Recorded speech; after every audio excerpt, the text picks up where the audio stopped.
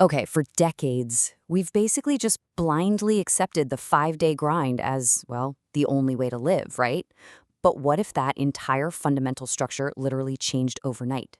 Welcome to today's Explainer, where we're going to dive deep into the massive systemic ripple effects of the United States fully transitioning to a 4-day work week. Just imagine it. You wake up in a country where Monday no longer owns your soul, a place where Friday isn't some desperate rescue mission, and millions of us suddenly gain a whole extra day of life every single week. Now, to be clear, we are not talking about a temporary little experiment or a long weekend vacation here. We are analyzing the immense society-wide implications of this actually becoming the permanent new normal. So let's jump straight into part one, the extra daydream. To really grasp this, we have to look at the massive cultural shift involved. Look at our current reality on one side, this 5-day grind that completely glorifies busyness. I mean, we treat sheer physical exhaustion as a badge of honor, don't we? But on the flip side, we have this 4-day model, a setup that actually values outcomes, intelligent planning, and high efficiency, rather than just, keeping a desk chair warm for 40 hours.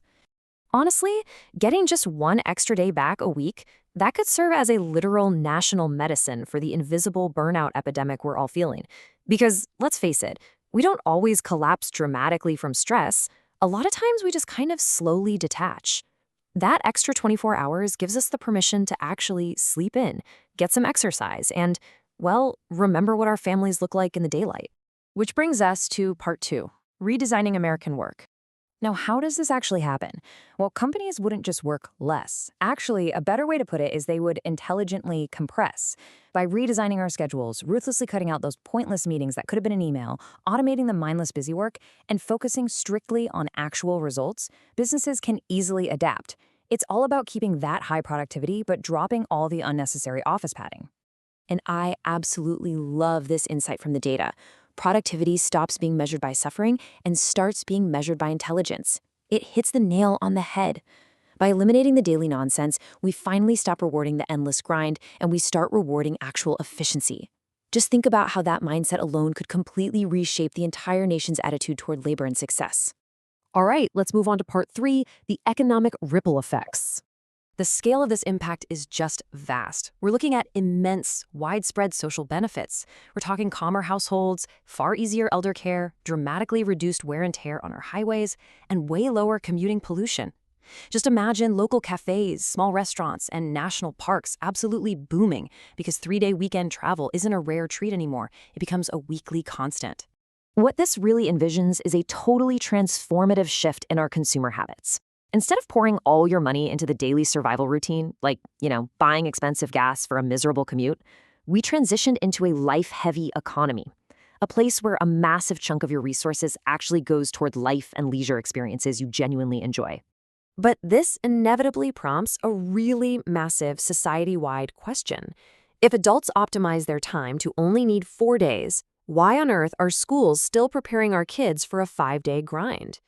Aligning these schedules could completely rescue students and parents alike from this outdated, relentless weekly cycle. It could change how we view academic schedules from the ground up. Of course, a change this big isn't perfectly simple, which leads us to part four, challenges and fair play. So how does this actually play out in the real world? Well, while white-collar, tech, and finance jobs might easily shut their doors on Fridays, essential services, hospitals, logistics, retail, they obviously cannot just hit pause. They're going to require carefully staggered, rotating shifts. But here's the silver lining. Figuring out that transition strategy could actually spur a massive new wave of hiring to cover those gaps. There is, however, a major trap we have to avoid here. Without strict labor protections and wage safeguards, some employers might simply try to squeeze 5 days of grueling work into 4 days with zero actual efficiency gains. And if that happens, especially to low-wage workers, that so-called extra day just becomes a lie. It literally just turns into a brutal, compressed nightmare hidden inside a shiny new schedule. We also need to objectively look at the national political debate around this. On one side of the aisle, you have executives who genuinely fear losing global competitiveness. They're worried about higher labor costs and lagging behind countries that work much longer hours. But on the flip side, there's a highly compelling argument that smarter automation and a rested, healthy workforce will just naturally outperform a burned out one over the long run. Which brings us to our final section, Part 5, the purpose of civilization. Ultimately, navigating all of this logistics leads to a really profound philosophical shift, and it forces us to ask, who are you when you are not working? Getting the extra day gives us the permission to detach our human worth from our economic output. It reminds us that we are human beings, not just productivity devices. You are allowed to exist, to rest, and to build an identity entirely outside of your career, and do it totally without apology. Now, sure, well, a lot of us will initially just use this time to catch up on chores or desperately needed sleep. This extra space could eventually unleash a massive, hidden wave of national innovation. Why?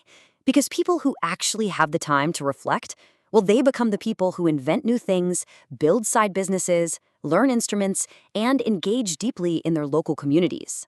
This leaves us with a quote that just hits incredibly hard. A society can be strong without being cruel to itself. It's so true. A modern nation absolutely doesn't have to squeeze every single drop of energy out of its people just to lead and grow. We can choose intelligence over sheer exhaustion. So a 4-day work week really isn't just a schedule change. It's a fundamental statement about what kind of life we believe people deserve. I want to leave you with this final provocative thought for today's explainer. Is the ultimate goal of progress to keep working more, or is it to finally start living better? Let us know down in the comments what you would do with your extra day, and thanks so much for joining us.